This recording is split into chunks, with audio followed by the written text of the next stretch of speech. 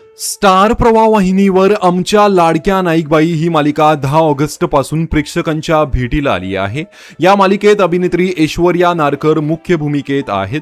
त्यांच्यासोबत अतुल काळे, दक्षता जोईल आणि अमृता धोंगडे हे कलाकार ही महत्त्वाच्या भूमिकेत आहेत। शाळेतील एका शिक्षिकेची कहाणी या मालिकेत पाहायला मिळत आहे। ही शिक्षिका विद्यार्थ्यांना शिकून त्यांना स्वतःच्या पायावर उभं करते, मात्र दुसरीकडे तिच्याच घरात तिची किंमत शून्य असल्याचं मालिकेत दाखवण्यात आलं आहे। मालिकेचा पहिला भाग पाहिल्यानंतर काही प्रेक्षकांनी मालिकेचं कौतुक केलं, तर अनेक प्रेक्षकांनी मात्र नाईकबाईंवर दाखवण्यात आलेल्या अन्यायावर नाराजी व्यक्त केली आहे। एका प्रेक्षकाने म्हटलं आहे, नाईकबाईंवर खूप छळ दाखवला आहे। हल्ली कुठली बाई एवढा त्रास सहन करते, अतिरेक दाखवला आहे। तर दुसऱ्याने प्रतिक्रिया देताना म्हटलं, आजची स्त्री सक्षम दाखवायची की शोषिक याची जाणीव करून देणं गरजेचं आहे।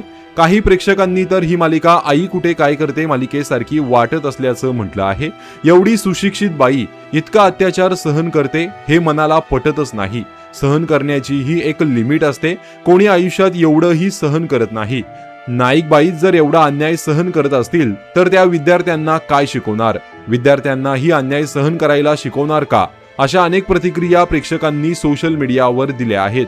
अनेक प्रेक्षकांचं म्हणणं आहे की शिक्षिकेची भूमिका साकारणाऱ्या नाईकबाईंना अधिक खंबीर दाखवायला हवं आणि अन्यायाला जशास तसं उत्तर देताना दाखवायला हवं। मात्र मालिकेची पुढची कथा नेमका कशी वळण घेणार आणि नाईकबाई या अन्यायाविरोधात आवाज उठवणार का, हे पाहणं खूपच महत्त्वाचं ठरणार आहे।